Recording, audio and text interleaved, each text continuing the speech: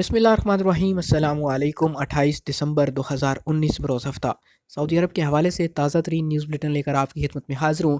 اگر آپ بھی سعودی عرب کے حالات سے باخبر رہنا چاہتے ہیں، اس ویڈیو کو مکمل دیکھیے، چینل کو سبسکرائب کیجیے۔ ویڈیو کا آغاز کرتے ہیں سعودی عرب کی تازہ ترین خبروں سے۔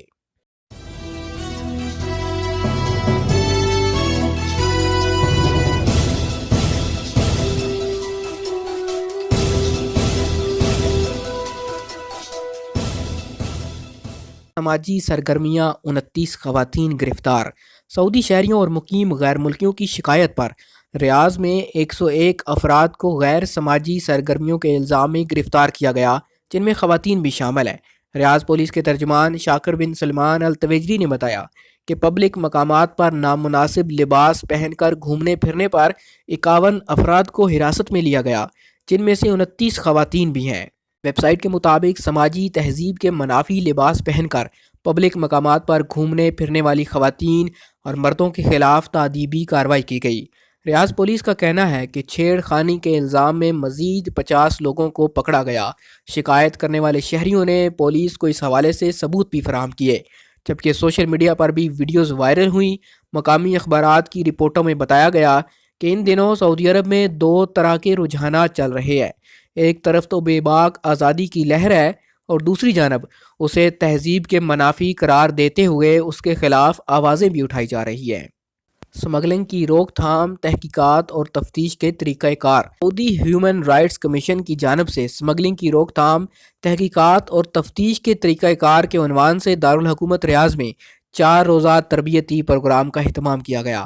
عرب نیوز کے مطابق اس پروگرام کا مقصد سعودی عرب میں انسانی اسمگلنگ کی روک تھام کے لیے سیکیورٹی اداروں اور پولیس اہلکاروں کی صلاحیتوں کو مزید مستحکم کرنا تھا۔ پروگرام میں خصوصی طور پر مالی تحقیقات، مجرموں کے بارے میں ثبوت اکٹھے کرنے کے بنیادی قواعد، متاثرین سے انٹرویو کرنے کے طریقے اور عدالتی کارروائی کے دوران متاثرین اور گواہوں کے تحفظ کے اقدامات پر لیکچر دیے گئے۔ یہ پروگرام سعودی عرب میں انسانی اسمگلنگ کے خلاف ایک منظم اور ادارہ جاتی فریم ورک بنانے کی کوششوں کا حصہ تھا۔ ساتھ ہی اس پروگرام میں مجرموں کے خلاف قانونی کارروائی اور سزا سنانے اور متاثرین کو طبی، نفسیاتی اور قانونی مدد فراہم کرنے کی آگاہی دی گئی۔ ہیومن رائٹس کمیشن نے اس پروگرام کو 12 جنوری سے مکہ مکرمہ ریجن میں نافذ کرنے کا ارادہ ظاہر کیا، جبکہ یہ پروگرام 26 جنوری کو مشرقی ریجن میں نافذ کیا جائے گا۔ سرکاری اداروں کی تقریبات کے حفاظتی انتظامات کون کرے گا؟ سعودی وزیر داخلہ شہزادہ عبدالعزیز بن سعود نے سعودی عرب میں اپنی نوعیت کی پہلی تبدیلی لانے والا حکم نامہ جاری کیا۔ انہوں نے تمام وزارتوں، محکموں اور سرکاری اداروں کے نام خط لکھ کر کہا کہ تقریبات کی حفاظتی انتظامات اپنے خرچ پر خود کریں۔ یہ فیصلہ وزارت داخلہ کے اخراجات میں کمی لانے اور کفایت شاری کا اصول آگے بڑھانے کے لیے کیا گیا۔ سعودی خبرساں ادارے SPA کے مطابق آئندہ سعودی عرب کے تمام صوبوں، کمشنریوں اور تحصیلوں کی پولیس سرکاری تقریبات کی حفاظت پر مامور نہیں ہوگی۔ حفاظت کے انتظامات ہر وزارت اور ہر محکمے کو خود کرنا ہوں گے۔ عام طور پر کہیں بھی کوئی سرکاری تقریب منعقد ہوتی ہے تو تقریب ہال میں جانے سے پہلے اسکینر کی مدد سے بیگ وغیرہ چیک کیے جاتے ہیں۔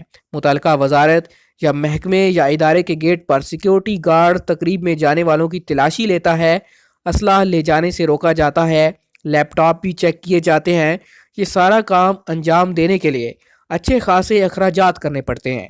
وزارت داخلہ نے اس قسم کے اخراجات سے بچنے کے لیے وزارتوں، محکموں اور اداروں کو اپنی تقریبات کے حفاظتی انتظامات اپنے خرچ پر از خود کرنے کے لیے خط بھیجا۔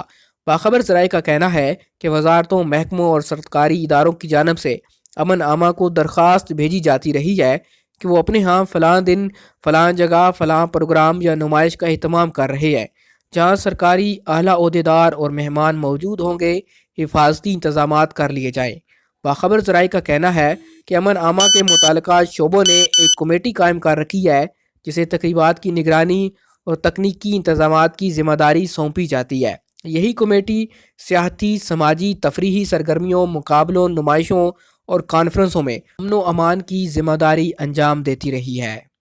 سعودی عرب میں غیر ملکی انجینئرز کا تناسب کم ہونے لگا۔ سعودی انجینئرز کونسل نے بتایا کہ اصلاحاتی پالیسی کی بدولت غیر ملکی انجینئرز کی تعداد میں کمی ہو گئی اور سعودی انجینئرز کا تناسب بڑھ کر 24% تک پہنچ گیا۔ یہ بڑی کامیابی ہے۔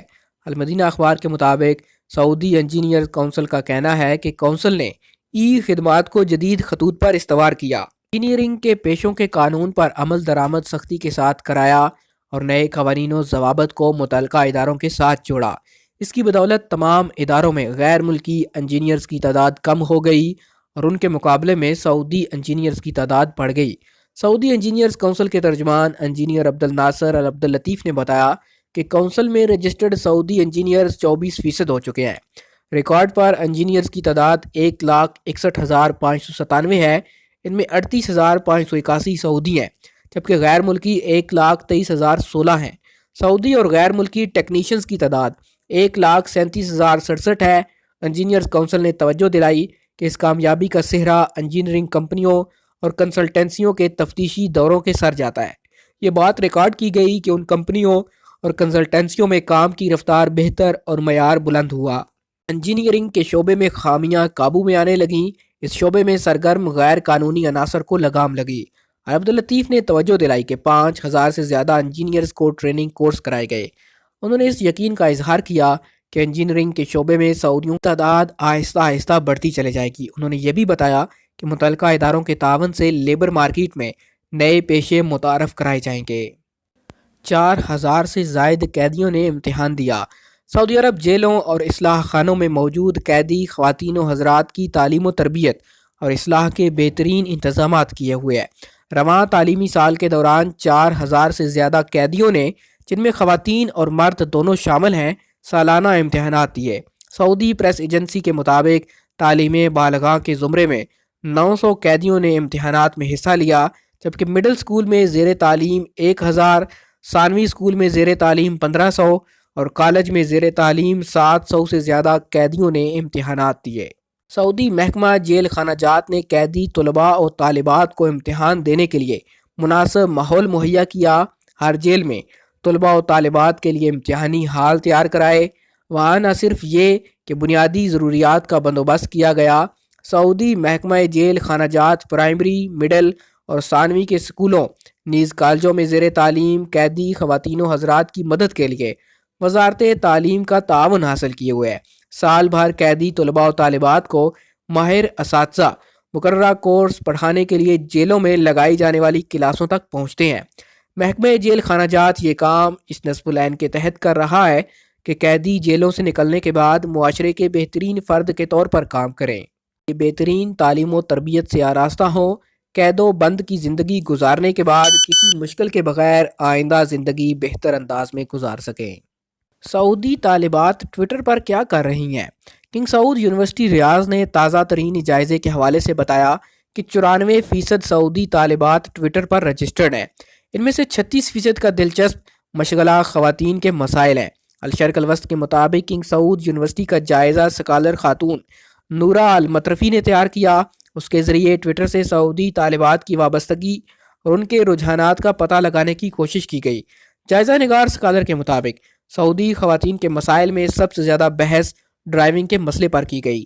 سعودی طالبات کا خیال ہے کہ ٹویٹر نے خواتین کی ڈرائیونگ کے مسئلے کو حل کرانے میں دلچسپی لی۔ دوسرا مسئلہ سعودی خواتین پر خاندانی سرپرستی کا چھایا رہا۔ اس کے بعد خواتین سے متعلق روزگار کے مسائل تیسرے نمبر پر رہے۔